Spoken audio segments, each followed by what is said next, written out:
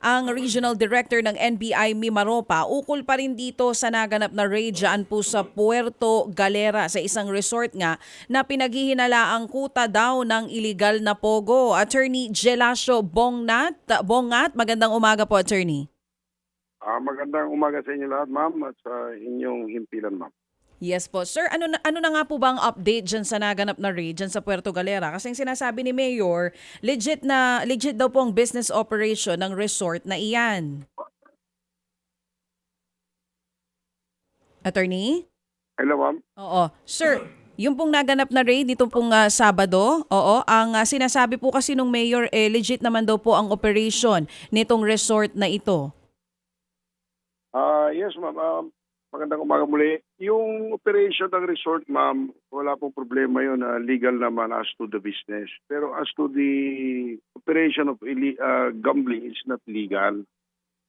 Dahil ang Kasi nga po, we have found yung mga nakita nga natin during the raid, yung mga gambling paraphernalias, marami pang ibang pwedeng i-deepen pa namin yung aming investigasyon doon, ma'am. ilan pong Chinese ang nakita nyo po doon sa ni-raid na resort? Ma'am, around 40 katao, most of them are Chinese, yung mga nandun, ma'am. Around Kasi nga po, exclusive for foreign nationals yung resort na yun, ma'am. So, exclusive for foreign nationals. Nang datnan nyo po yun noong Sabado, around 40 ang Chinese o karamihan po ay Chinese. Merong iba pa, may mga ibang nasyonalidad din po dun sa Mayroong 40. kaming nakitang base of passport na may Vietnamese at mayroong Taiwanese, ma'am. Pero most of them are Chinese.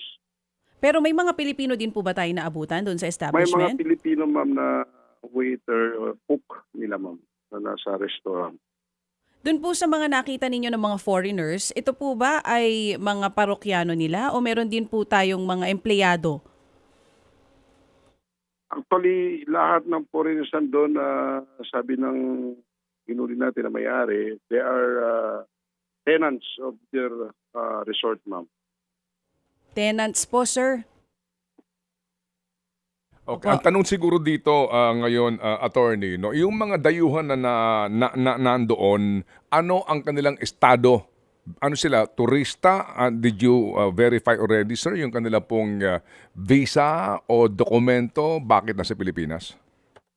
Most of them, Sir Ted, ay nakatira doon for almost 2 weeks to a month or long, sir. Karamihan sa kanila nag-i-stay doon ng medyo matagal. Opo. So ano pong kanilang status sa immigration? Iyan po yung baby-repen namin ngayon base sa hawak namin mga dokumento, sir. Sa kautusan ni Director Santiago, sir, ng NBI, i-verify namin mga passport nila, sir, sa Bureau of Immigration, sir. Okay. Meantime, nasaan itong mga dayuhang ito?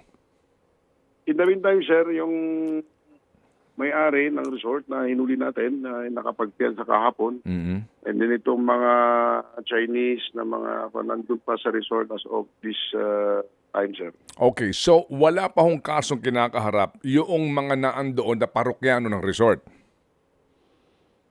As of this time, sir, wala pa, sir. Okay, sige. So, meron bang Chinese doon na Filipino passport holder? Wala po? Pilipinas, sir? Meron bang Philippine passport holder? Meron bang Chinese na gaya ng mga iba, di ba, na may hawak na Philippine passport? Wala po? Wala kaming nakita, sir. Okay, walang ganon. Sige, so kasi po ang ano ho, no, ang claim dito ni Mayor Ilagan, Rocky Ilagan is aliwan naman ito exclusively para sa mga turistang dayuhan, no? So wala tayong question doon. Ang inyo pasugalan ito. Pero di ho ba't natural, ano naman yan common naman yan, yung mga madyong na ganyan. Di po ba, yung mga barabaraha, usually po maraming ganyan kahit sa mga bahay-bahay lang Di, pero dito pa, ano ba kaiba dito kung bakit kayo mismo po ay nagpursige at kumuha pa ng search warrant? Ang nakakaiba, sir, yung dami ng ganyan, yung mga baccarat tables, tapos mga mahjong tables, mga slot machines na nandun sa mismong loob ng resort, sir.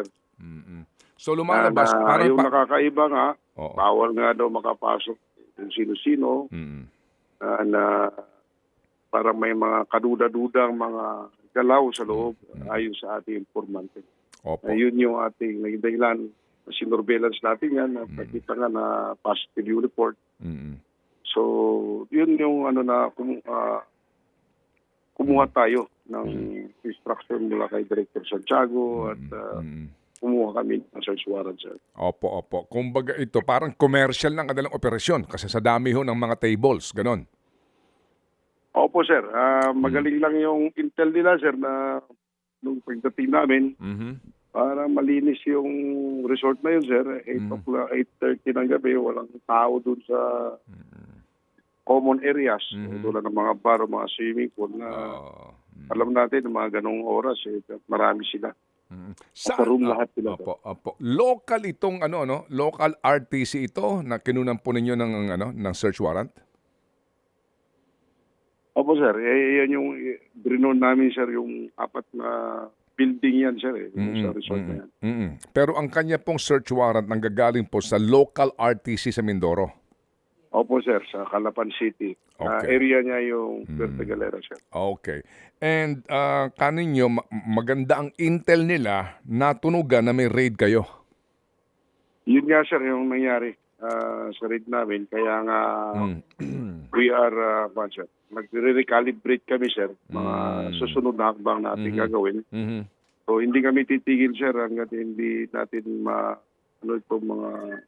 yung tourist, gawin natin mga turista na pumunta sa Puerto Galera ay talaga mga tourist, sir. Opo. Sir, specifically, ano ang nakalagay sa search warrant? Ano ang searched item supposed to be? Yung search item sa kalagay, sir, yan yung mga nabanggit ka, sir, yung mga mahjong tables, baccarat tables, mga slot machines, chips. Yung kasing chips, sir, although wala kami nakitang pera doon mismo sa mga tables, sir, may mga chips nga na nagkalat doon. Pinapalit pala nila ng cash sa cashier. Although marami kami nakita mga pera doon sa mga rooms nila, sir, pero we cannot take hold of that kasi wala nga doon sa may mismong gambling area, sir. Opo, and then may mga computer at SIM card kayo pero hindi nga kasama sa search warrant kaya technically... Yes, sir. Nagkaroon ng technicality, sir. Okay. Yun yung babalikan namin, sir, na paigtingin nga yung aming informasyon at investigasyon sa mga presence ng mga maraming nakita namin laptop doon sa isang room na naka-intact kasi, sir. Hindi siya So, nakalagay sa laundry baskets. Okay. Gaano karaming SIM card sa inyong pag-estimate, attorney? If I'm not mistaken, sir, around 100 plus siguro, sir, kasi naka-plastic mga yan.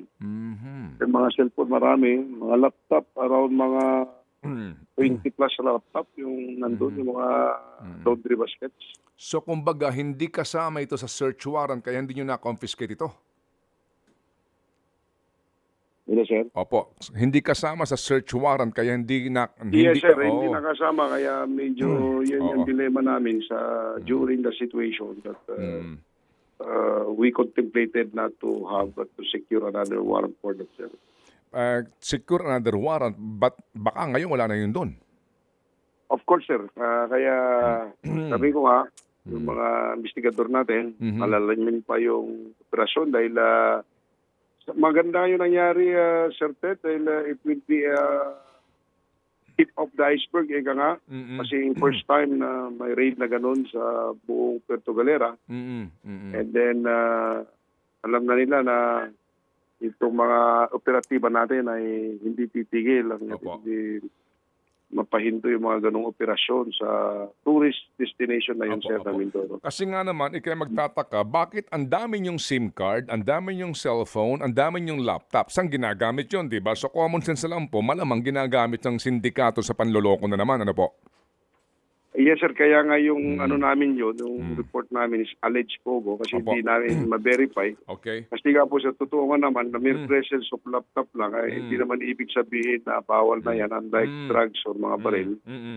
So it needs yung malalimang investigasyon, sir, na makita ng cybercrime division sana namin, mga laman ng mga laptop na yun, para masabi natin na may illegal pogo nga sa area. Opo, At katunayan niya yung mismong pagkor, nag-certify na doon sa buong Puerto Galera walang authorized na mag-operate ng pugod sa area, sir. Opo. Sinong bangka dito? Kung meron silang mga chips, no? Sino nagbabangka? Sinong dealer dito sa mga tables na to?